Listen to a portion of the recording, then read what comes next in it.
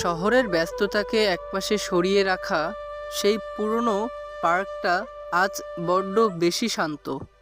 বিকেলের মরা রোদ গাছের পাতার ফাঁক দিয়ে চুঁয়ে পড়ে ঘাসের উপর এক অদ্ভুত নকশা তৈরি করেছে। গত রাতের বৃষ্টির রেশ এখনো কাটেনি। বাতাসে ভেসে আসা ভেজা মাটির সোদা গন্ধ আর গাছের ডালের পাখির কিচিরমিচির ডাক মিলেমিশে এক বিষণ্ণ মায়ার জন্ম দিয়েছে। পার্কের শেষ প্রান্তে লেকের ধারের সেই জীর্ণ ব্রেঞ্চটা একা দাঁড়িয়ে আছে, যেন কারো অপেক্ষায় বছরের পর বছর পার করে দিচ্ছে। যুবকটি ধীর পায়ে এগিয়ে এলো। চারপাশটা একবার দেখে নিয়ে সে বসল চিরচেনা বেঞ্চের এক কোণে। তার বুকের ভেতরটা আজ কেন জানি অকারণে কাঁপছে। পকেট থেকে নিজের লেখা ভাঁজ করা কাগজটা বের করার আগে অভ্যাসবশত বেঞ্চের সেই গোপন ফাটলটার দিকে হাত বাড়ালো সে। আঙুলগুলো পাথর হয়ে গেল যখন সে অনুভব করল সেখানে আগে থেকেই একটা কাগজ গোজা আছে। অত্যন্ত সন্তর্পণে নীল রঙের চিরকুটটা বের করে আনলো। ভাঁজ খুলতেই তার চোখে পড়ল গোটা অক্ষরে লেখা কয়েকটা লাইন। জানতাম আজ আপনি আসবেন। আকাশটা যখন নীল হতে হতে ধূসর হয়ে যায়, তখন কি আপনারও খুব একা লাগে? এই নির্জনতা বড় অদ্ভুত, তাই না? যুবকটি স্তব্ধ হয়ে বসে রইল। তার মনে হলো কোনো এক অদৃশ্য ছায়া ঠিক তার পাশে বসে কথাগুলো বলছে। সে আকাশের দিকে তাকালো। পশ্চিমের মেঘে তখন সিঁদুর রঙা আভা। এই অচেনা শব্দগুলো তার হৃদয়ে এমন এক কম্পন সৃষ্টি করল যার ব্যাখ্যা তার কাছে নেই। সে কি তবে একা নয়?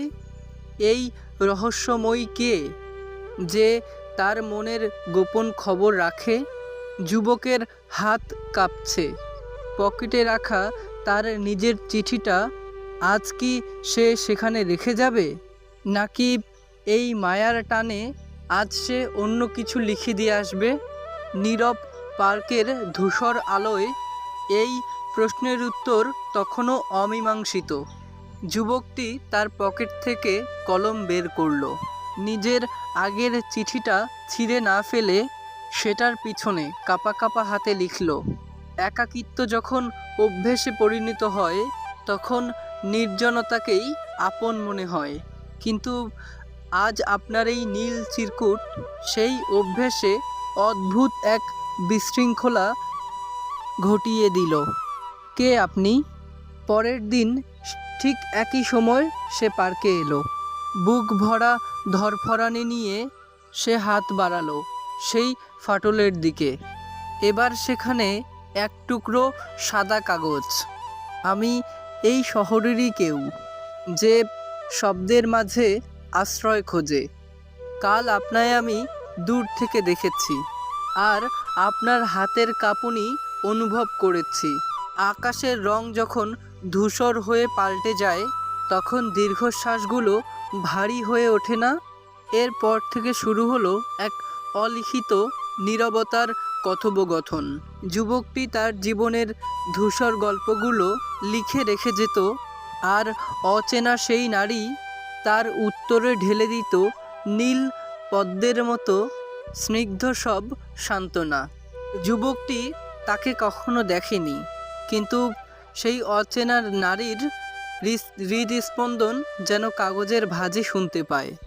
যুবকটি তার কবিতার খাতায় এখন আর কেবল বিষণ্ণতা লিখে না, সেখানে এখন এক রহস্যময় ছায়ার বসবাস। একদিন যুবকটি লিখল, আগামীকাল পূর্ণিমা। আমি লেকের ওপাশে বকুল তলায় দাঁড়িয়ে থাকব। আপনি কি আসবেন? অন্তত একবার আপনাকে দেখতে চাই। সেদিন আকাশে রূপালি চাঁদের মেলা বসল। যুবকটি বকুলতলায় ঘন্টার পর ঘন্টা দাঁড়িয়ে রইল, কিন্তু কেউ এলো না। পরদিন ভোরে সে ক্লান্ত পায়ে সেই পুরনো ব্রেঞ্চটার কাছে গেল। ফাটলে ছিল শেষ একটি চিঠি। আমাদের পরিচয়টা তো কেবল কাগজের হাসি কান্নায়, রক্ত মাংসের শরীরে নয়। মানুষ দেখা দিলে মায়া কেটে যায়, কিন্তু অদৃশ্য থাকলে সে অমর হয়ে থাকে।